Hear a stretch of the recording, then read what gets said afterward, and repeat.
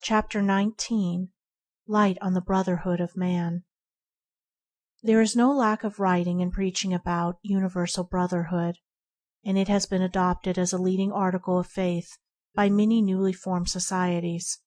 But what is so urgently needed to begin with is not universal brotherhood, but particular brotherhood, that is, the adoption of a magnanimous, charitable, and kindly spirit toward those with whom we come in immediate contact, toward those who contradict, oppose, and attack us, as well as toward those who love and agree with us.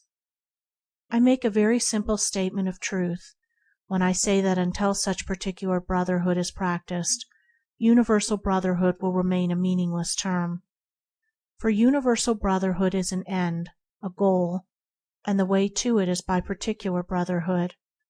The one is sublime and far-reaching consummation; the other is the means by which that consummation must be realized. I remember on one occasion reading a paper devoted largely to the teachings of universal brotherhood, and the leading article, a long and learned one, was the exposition of this subject. But on turning over a few more pages, I found another piece by the same writer, in which he accused of misrepresentation, lying, and selfishness not his enemies, but the brethren of his own society, who bear, at least as far as such sins are concerned, stainless reputations.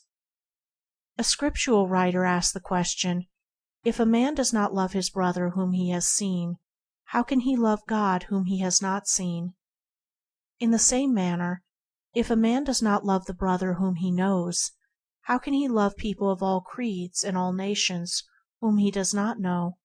To write articles on universal brotherhood is one thing; to live in peace with one's relations and neighbors and to return good for evil is quite another. To endeavor to propagate universal brotherhood while fostering in our heart some sparks of envy, spite, and resentment, malice, or hatred, is to be self-deluded, for thus shall we be all the time hindering and denying, by our actions, that which we eulogize by our words. So subtle is such self-delusion that until the very heights of love and wisdom are reached, we are all liable at any moment to fall into it. It is not because our fellow men do not hold our views, or follow our religion, or see as we see that universal brotherhood remains unrealized, but because of the prevalence of ill will. If we hate, avoid, and condemn others because they differ from us, all that we may say or do in the cause of universal brotherhood will be another snare to our feet, a mockery to our aspirations, and a farce to the world at large.